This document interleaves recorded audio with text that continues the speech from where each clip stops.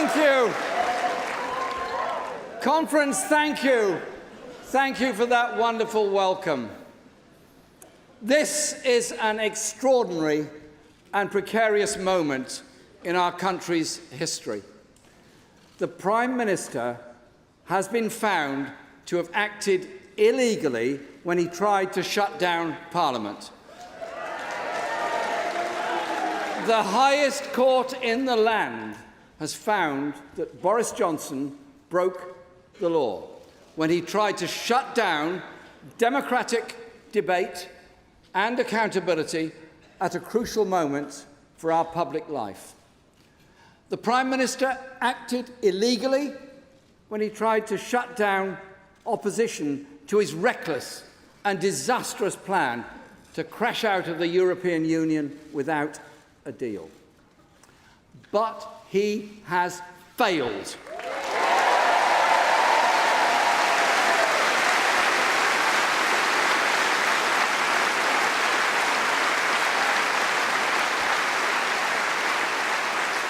He will never shut down our democracy or silence the voices of us, the people.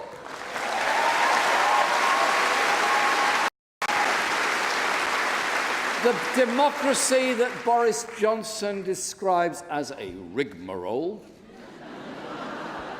will not be stifled, and the people will have their say.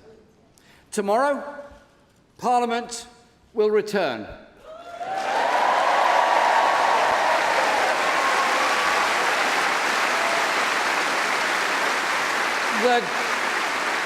The government will be held to account for what it has done.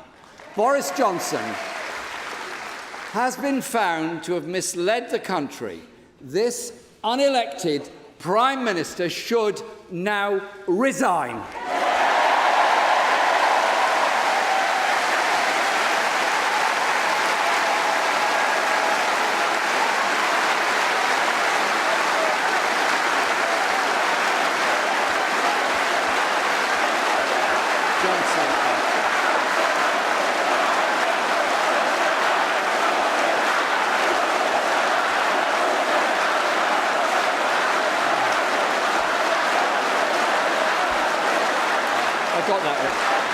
That would make him the shortest-serving British Prime Minister in history, and rightly so.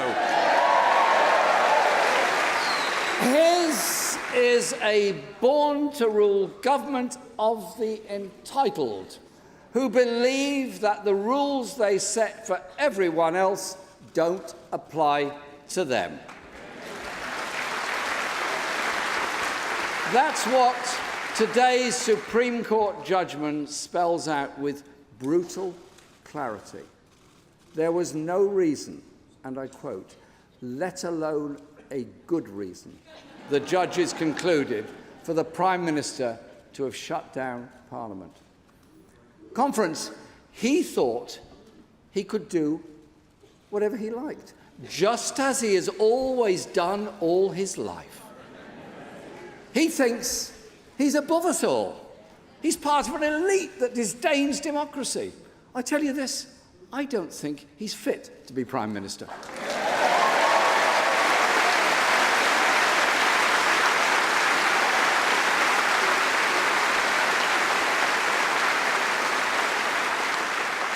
Let me quote the Supreme Court's decision, conclusion. I quote, unlawful, null, and of no effect, and should be quashed. They've got the Prime Minister down to a T.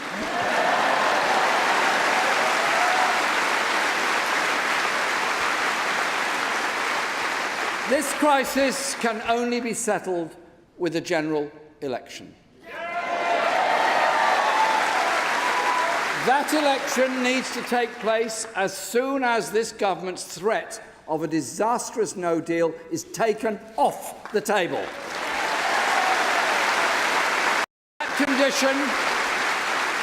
That condition is what MPs passed into law before Boris Johnson illegally closed down our Parliament. It's a protection that's clearly essential.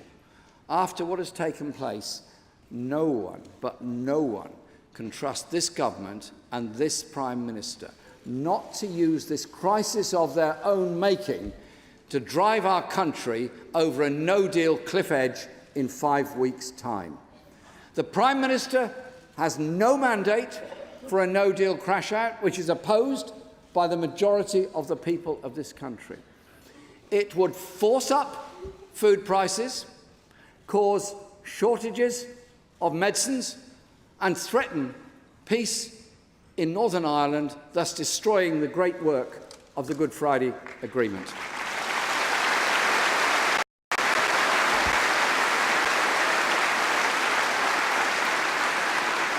The battle over no deal is not a struggle between those who want to leave the EU and those who want to remain.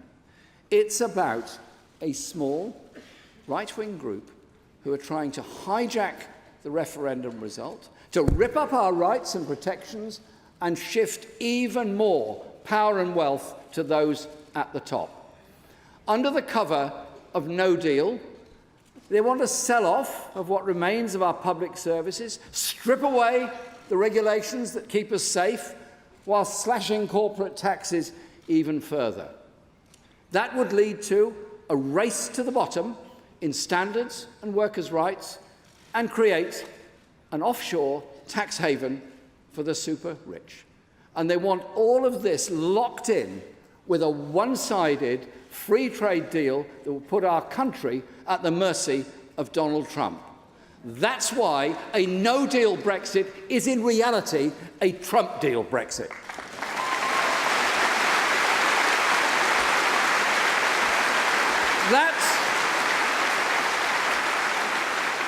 That would be the opposite of taking back control. It would be handing our country's future to the US President and his America First policy. Of course, Trump is delighted to have a compliant British Prime Minister in his back pocket. A Trump-deal Brexit would mean US corporations getting the green light for a comprehensive takeover of our public services. I am not prepared to stand by while our National Health Service is sacrificed on the altar of US big business or any other country's big business. Our NHS is not for sale.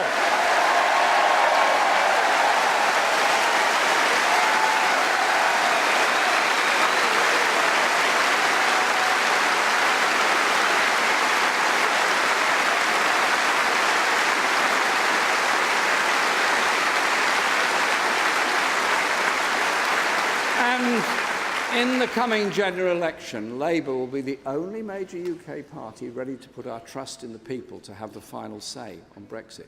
We need to get Brexit sorted and do it in a way that doesn't leave our economy or our democracy broken. The Tories want to crash out without a deal, and the Liberal Democrats want to cancel the country's largest ever democratic vote with a parliamentary stitch-up. Labour will end the Brexit crisis by taking the decision back to the people with a choice of credible leave alongside remain. That's not complicated. Labour is a democratic party that trusts the people.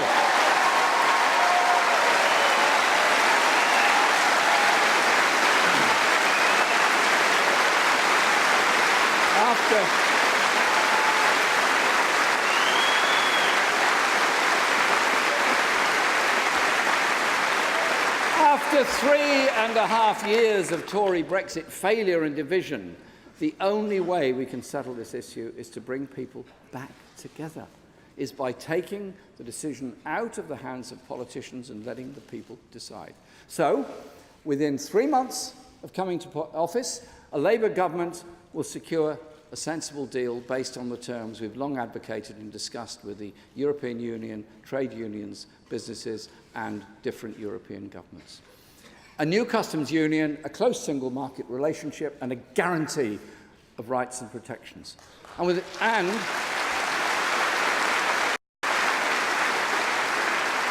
Within 6 months of being elected, we'll put that deal to a public vote alongside Remain. And as a Labour Prime Minister, I pledge to carry out whatever the people decide.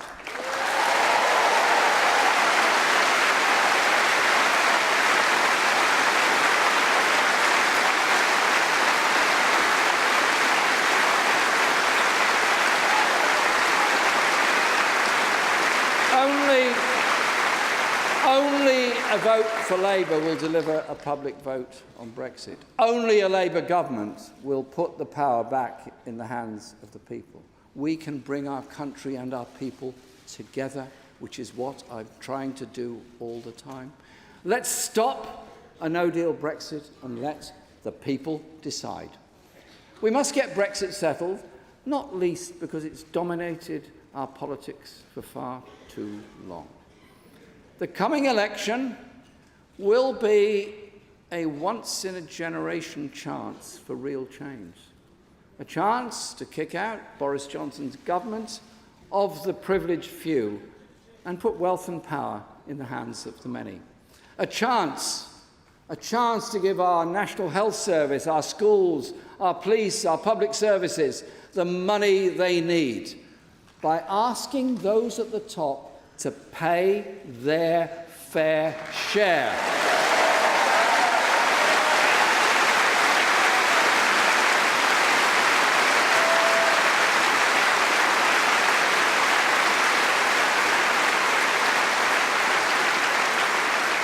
A chance to take urgent action on the environment before it's too late for our children. And thanks to those wonderful young people that spoke to conference this morning and gave us a lesson in what environmentalism is about. And a chance to end the Brexit crisis by letting the people, not the politicians, have the final say. In a shameless bid to turn reality on its head, Boris Johnson's born-to-rule Tories are now claiming to be the voice of the people. I know it's hard, but bear with me. A political party that exists to protect the establishment is pretending to be anti-establishment. Johnson and his wealthy friends are not only on the side of the establishment, they are the establishment.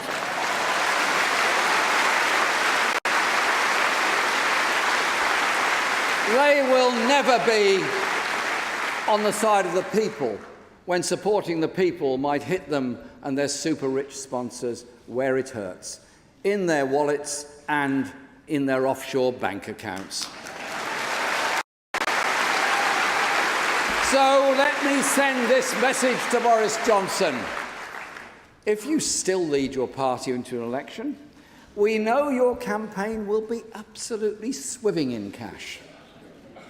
But we've got something you haven't. People, in their hundreds of thousands.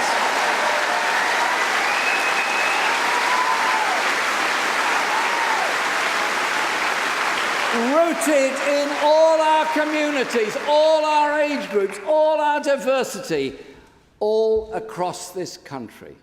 And we will meet you head-on with the biggest people-powered campaign this country has ever seen.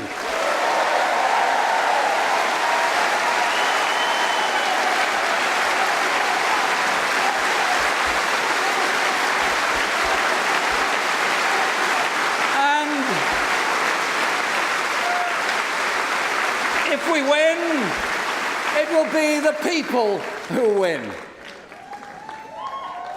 Labour stands for real change in Britain. Real change after years of Conservative cuts and failure.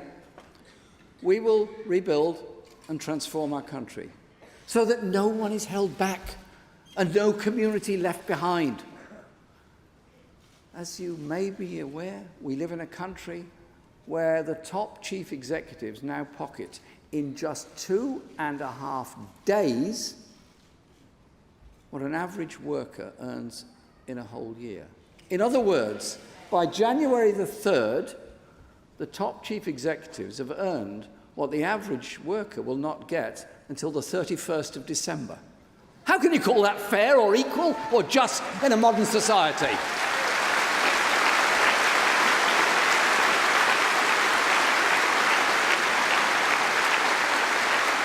Where Thomas Cook bosses were able to fill their pockets with unearned bonuses while their workers face redundancy and 150,000 holidaymakers are stranded because of their failure. We've had the greatest slump in wages, actually, since steam trains were built. It's a long time ago. To share wealth, we need to share power, and that's what we'll do in government, with bold, radical measures, such as giving the workforce 10% stake in large companies, paying a dividend of up to $500 a year to every employee. And we will bring about the biggest extension of rights for workers our country has ever seen.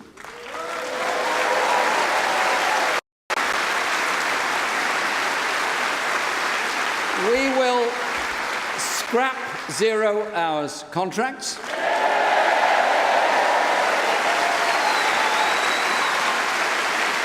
Introduce a £10 living wage, including for young people from the age of 16.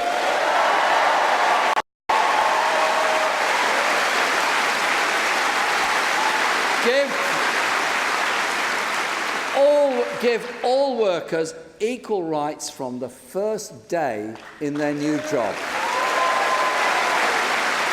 And take action on the gender, disability and ethnicity pay gaps. And introduce flexible working time for workers experiencing the menopause. It's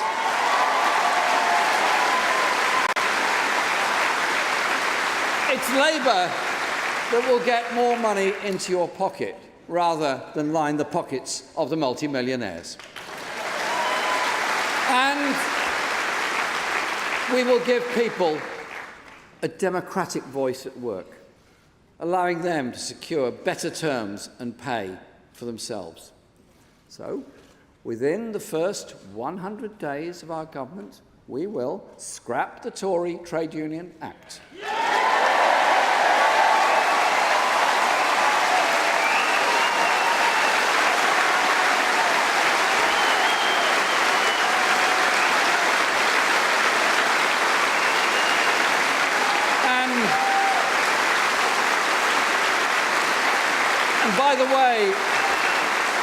By the way, Labour will never, ever tell people they have to work until they're 75. We simply will not do it. A Labour government will mean better wages, greater security and more say, putting power in the hands of people. And we will bring rail, mail, water and the national grid into public ownership.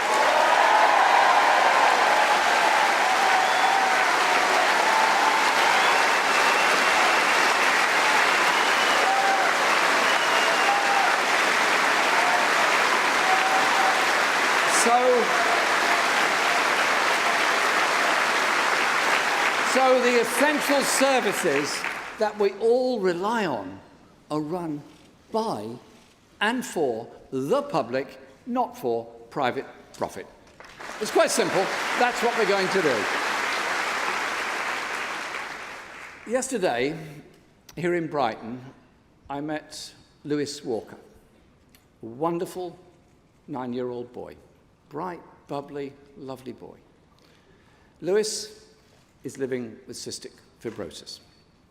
Every day, he needs 4 hours of treatment and is often in hospital, which obviously keeps him from school and from his friends, the normal lives of a 9-year-old. Lewis's life could be very different with the aid of a medicine called Orkambi. But Lewis is denied the medicine he needs because its manufacturer refuses to sell the drug to the NHS at an affordable price. Lewis and tens of thousands of others suffering from illnesses such as cystic fibrosis, hepatitis C, or breast cancer are being denied life-saving medicines by a system that puts profits for shareholders before people's lives. Labour will tackle this. We will redesign the system to serve public health, not private wealth, using compulsory licensing to secure generic versions of patented medicines.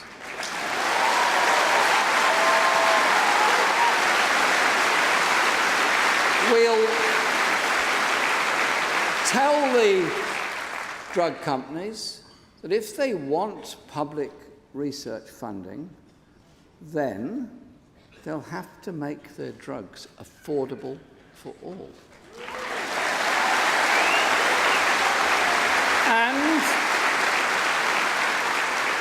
And we will create a new, publicly owned, generic drugs manufacturer to supply cheaper medicines to our NHS,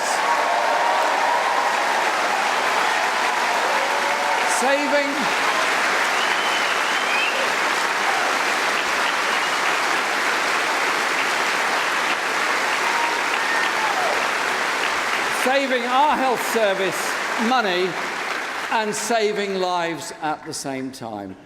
I just say thank you to Lewis and his family and so many other families going through the same level of stress, which despite all of that, they find the time and the energy to campaign for others. Thank you, Lewis, and thank you to your family.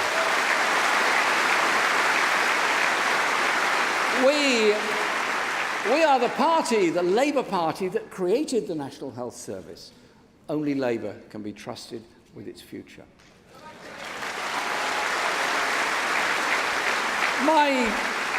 My parents' generation, that wonderful post-war generation, fought hard to establish the principle of a universal health service owned and run by the public.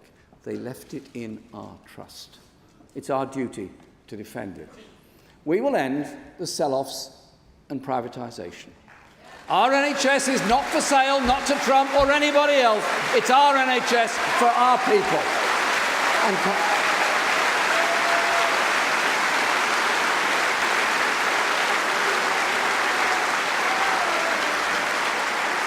conference, we will make prescriptions free in England, as they've been in Wales since 2007, when charges were abolished. And I say thank you to Mark Drakeford and the Welsh Labour government for the abolition of those prescription charges in Wales.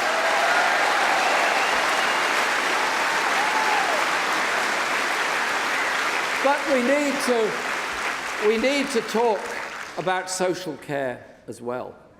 When older people who have paid into the system all their lives need a little help, we shouldn't deny it to them. We really shouldn't. It's wrong. So we will introduce free personal care for those who need it as the first step in our plan for a national care service. Because I believe government should provide a platform that allows everyone to reach their full potential.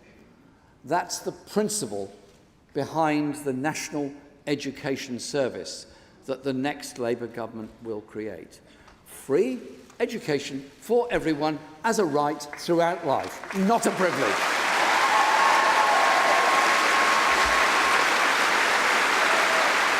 So, no more university tuition fees. Free childcare and a new great Sure Start programme. So that all children get help when they need it. Free vocational and technical education and free training for adults. And when it comes to paying for our public services, Labour will raise tax, but only for the top 5%.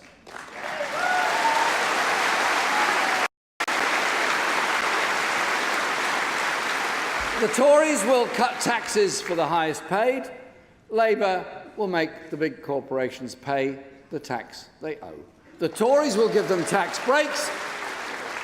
How can it be right that the largest companies and the wealthiest individuals are being given tax cuts, whilst at the other end, mums and dads are missing meals so they can feed their kids? shouldn't it be a source of shame to our country that the United Nations, yes, the United Nations, had to take our government to task this year over the shocking fact that 14 million people are living in poverty in ours, the fifth richest country in the world. So let me quote directly from the UN report. It said, and I quote, "Much of the glue that has held British society together since the Second World War has been deliberately removed and replaced with a harsh and uncaring ethos." Doesn't that sum up the Tories? Harsh and uncaring ethos in the fifth richest country in the world.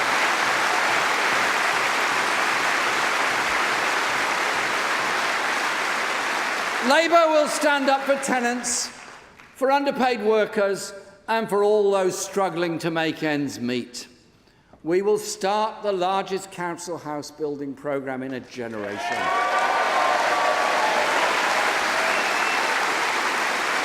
Because Labour puts people before privilege. So we will end austerity and help rebuild your community.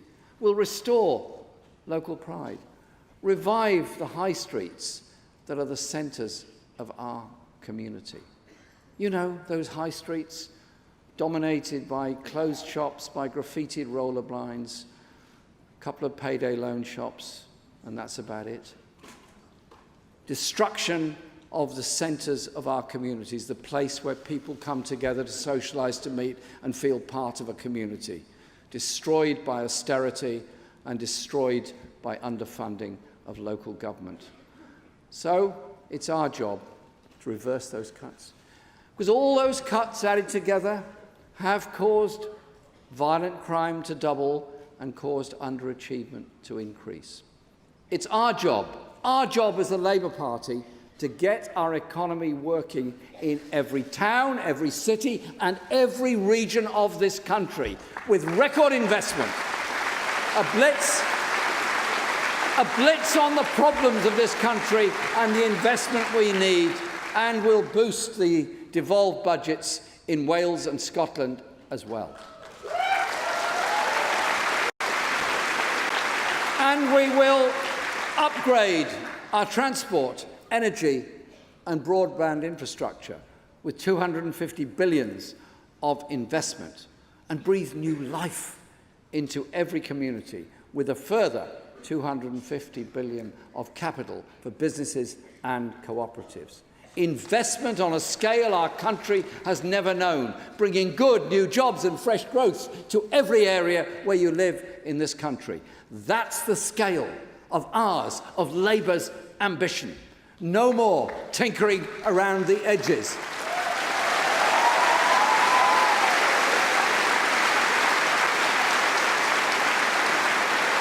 Because these aren't abstract numbers on a spreadsheet.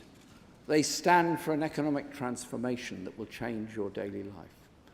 Let me give you a concrete example of what it will mean. Labour will invest in Crossrail for the north to link our great northern cities.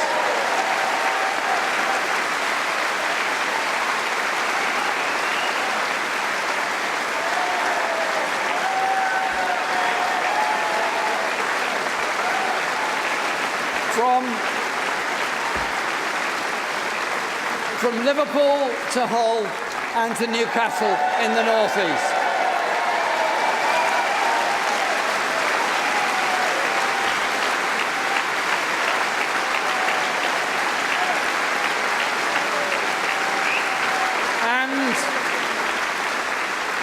And we'll restore the bus services that have been cut all over the country.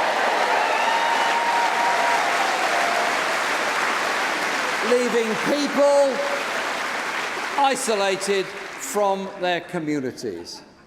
Better trains, a proper bus service. That's what Labour will bring.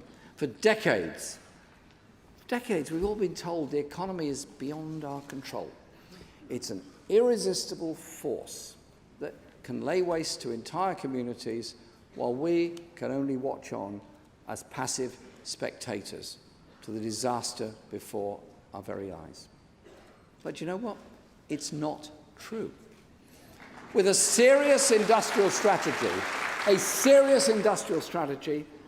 and a radical Labour government, the economy can be a tool in our hands rather than the master of our fate.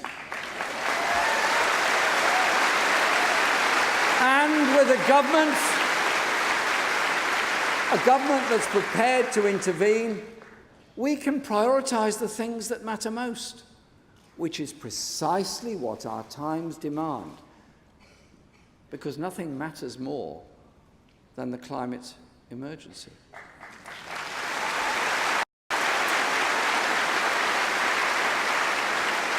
That means taking on the big polluters and the wealth hoarders who profit from the current system. Bringing our emissions down to net zero won't happen by itself.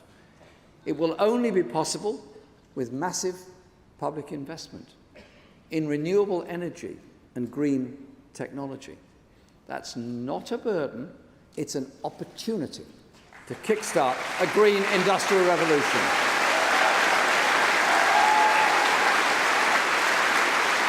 And that green industrial revolution will create hundreds of thousands of high-skill, high-wage, unionised jobs as we triple solar power, double onshore wind, and bring about a seven-fold increase in offshore wind projects.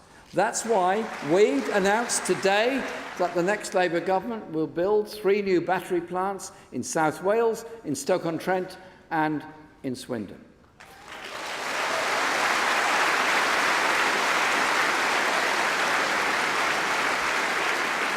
The climate and environmental emergency we all face is an issue of global security.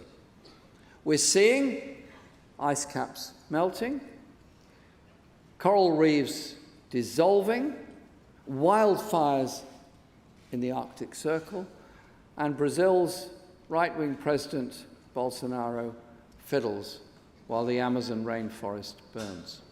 Real security doesn't come from belligerent posturing or reckless military interventions. It comes from international cooperation and diplomacy and addressing the root causes of the threats that we all face.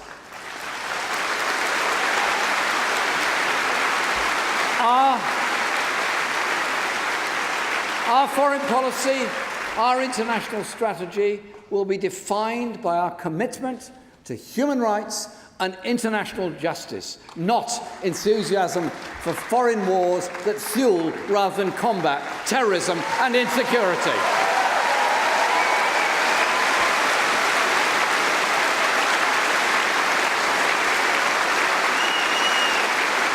So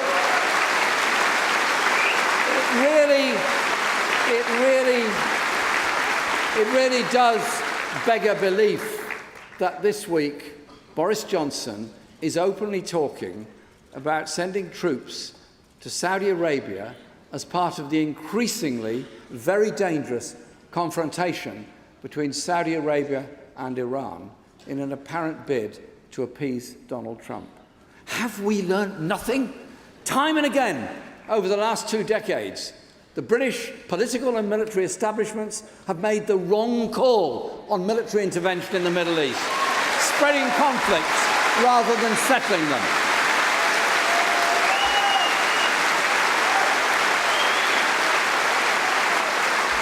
We must not make those mistakes again. Under a Labour government, Britain will be a force, a pressure for peace and for international justice. Dangerous and wrong-headed international interventions have also exacerbated the community tensions at home. When Boris Johnson compared Muslim women to letterboxes or bank robbers, it wasn't a flippant comment, it was calculated to play on people's fears. as Tandisai pointed out in Parliament.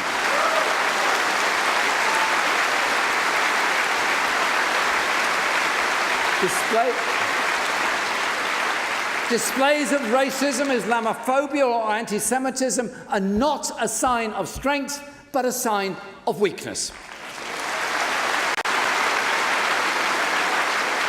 This Conservative government, as well as the far right, has fuelled division in our society. They'll blame people's problems on the migrant worker trying to make a better life. They'll blame it on the mother who's struggling on universal credit. They'll blame it on young Muslims, on young people, or anyone but themselves and their backers who benefit from a grossly unequal and rigged system. That is what Tories do.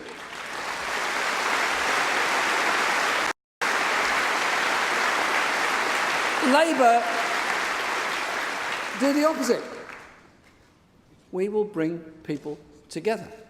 A Labour government will transform our economies and our communities. We stand not just for the 52% or the 48%, but we stand for the 99%.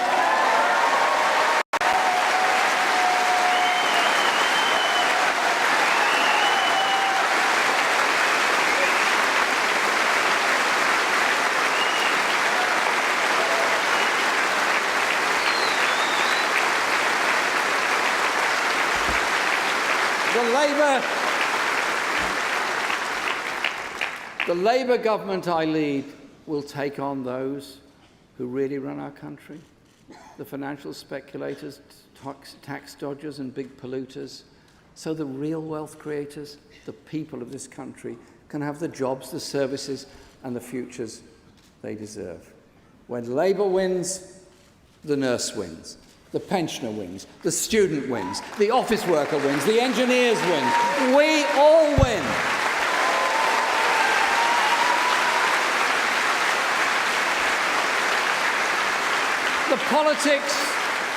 The politics we stand for is about giving people who don't have a lot of money and don't have friends in high places the chance to take control of their own lives.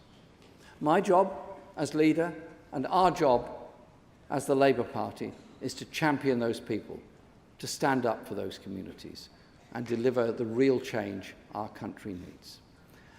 I want to take this opportunity to thank you, every one of them, all the members of our party, our elected representatives, our trade unions for making our party such a strong and welcoming place in every community and in every part of our country. I want also to say thank you to my community in Islington North in London, who teach me so much every day as their local MP. You know what? You learn from people when you listen to them. And I want to say thank you to all of my widest family for their support, their help, their advice, which is often freely given, and generously, and frequently. But I want to say thank you to all of them for their tolerance and forbearance and the intrusions they suffer from some of the media and the abuse that they suffer.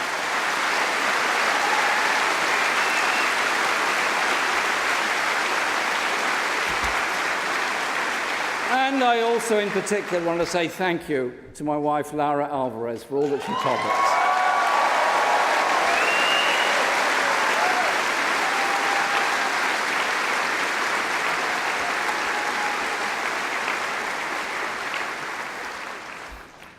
I have what might be considered a different view of leadership from the one people are used to. Yeah, I do, I really do.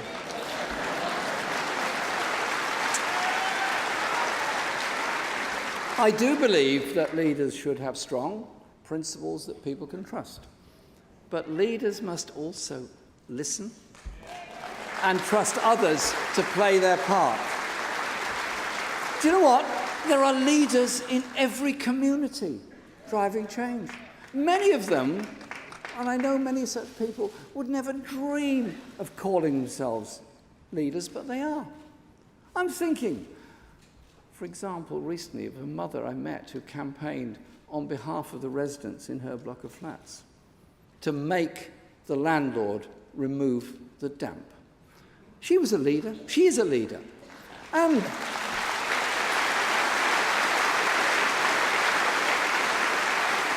in their campaign, it empowered her, it empowered the whole community, and they realised, yes, they could achieve change by that strength together. I think of workers in fast food outlets organising amongst their colleagues, often working in terrible conditions, to demand a decent living wage.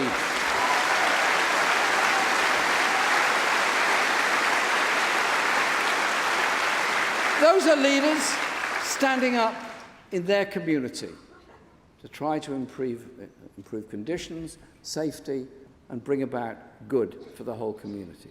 So Labour is working with and supporting all of these campaigns because our philosophy is to trust the people and give them the power to make change in every community and workplace, not hand more power to politicians. That's why, if the British people elect a Labour government in the coming election, I'll be very proud to be your Prime Minister, because I will be, I promise you this, a very different kind of Prime Minister.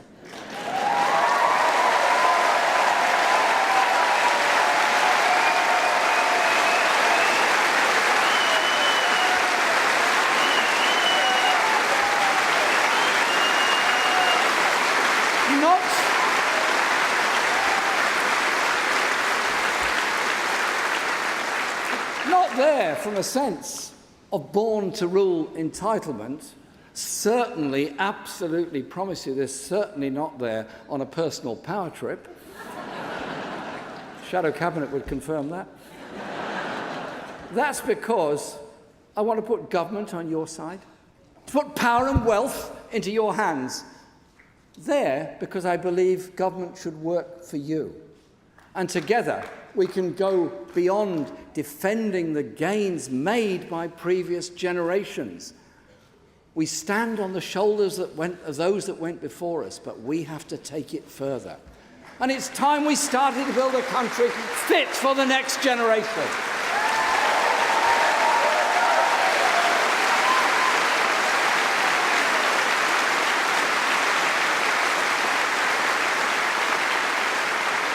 A country where young people don't fear the future, don't look forward with terror of what lies beyond school or college or university, or debt or mental health problems, but a country and a society where our young people can look forward to the future with confidence, with hope, and with the promise that the whole community is with them and supporting them on their life's journey.